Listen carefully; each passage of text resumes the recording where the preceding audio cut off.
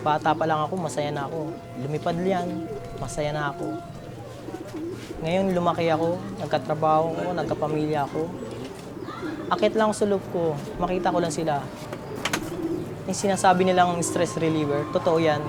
Dahil yan talaga sa mga tunay nag-aalaga ng kalapate, nakakawala talaga ng pagod ang pag-iibon at yung pagkakalapati na yan.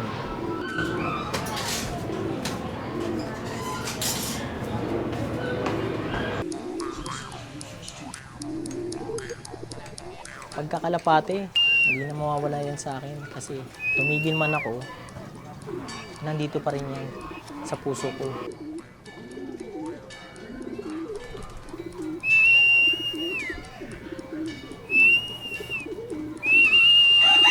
Ako po si Jesus Delmiguez Jr., fancier ng Kainta, Rizal.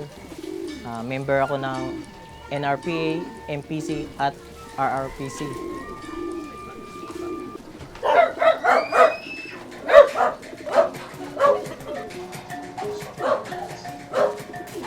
Bata pa ako, hilig ko na talaga yung pagkakalapate. Natatanda ko, mga 8 years old ako, gumagawa na ako ng sarili kong kulungan na pa-plywood lang. May matiran lang yung kalapate. Pagdating ko dito sa Floodway, dito ko na rin nalaman na meron palang karerang tinatawag. Nag-try akong sumalang sa mga ganyang training. Pero kahit bili ko lang sa mga pet shop,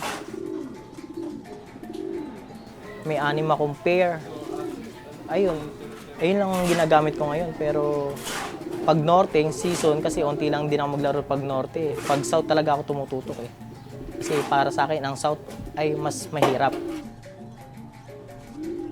Wala talaga akong foundation bird dati. Kung ano lang yung magkaroon ako, alagaan ko, itetesting ko. Hindi ko kayang bumili sa ganyang kamamahal na ibon. Pero ako, babawian ko na lang sa tamang pag-aalaga. Kasi lahat ng gamot, lahat ng sistema nandiyan na sa online.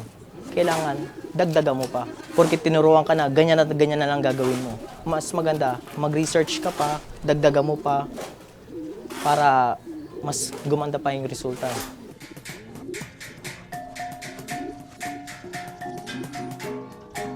Okay na tayo dito? Sa baba na tayo? Yung unang loop ko, kahoy lang. Halos nakayuko lang ako sa loob. Pero kahit yung ganun yung loop ko, ayun yung time na nakapagpawi ako ng 2 times Santa Ana. Isang NRPA finisher, tsaka isang Koopman Invitational finisher. Santa Ana. So yun nung nagkaroon ako ng investment o kaya ipon ko, nagpatayo ako ng dibakal na kulungan. Nung nag-design ako ng loop na yan, kumuha lang ako idea sa Google, tingin-tingin lang ako, tapos hanggang mag-match. So nagkaroon ako ng magandang idea na nabuo. Ayun, nabuo ko yung ganung klaseng loop.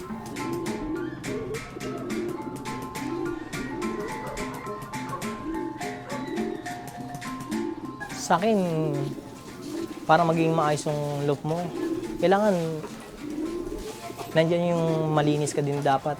Huwag mo hayaan laging maipunan ka ng dumi. Kasi minsan yan yung sanhi ng sakit ng ibon.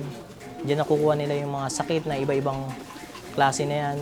Kaya kung may sipag ka, araw-arawin mo, mas maganda para hindi tamaan ng sakit ang ibon mo.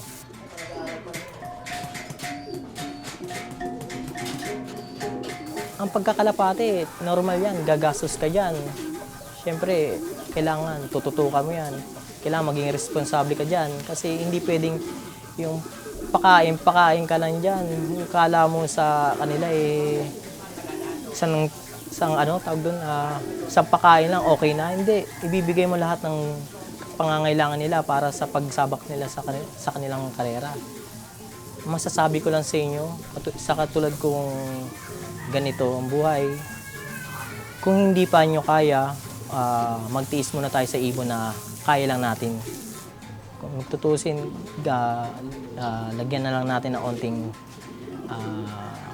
oras sa kanila, galingan natin sa pag-aalaga sa kanila. Kasi mga gamot-gamot na yan, naituturo na yan dyan sa online, sa Facebook. So, gamitin na lang natin at Kanya-kanya na lang kayo ng pamamaraan or pag-aaral para madagdagan nyo kung paano nyo patitibayin ang kalapati.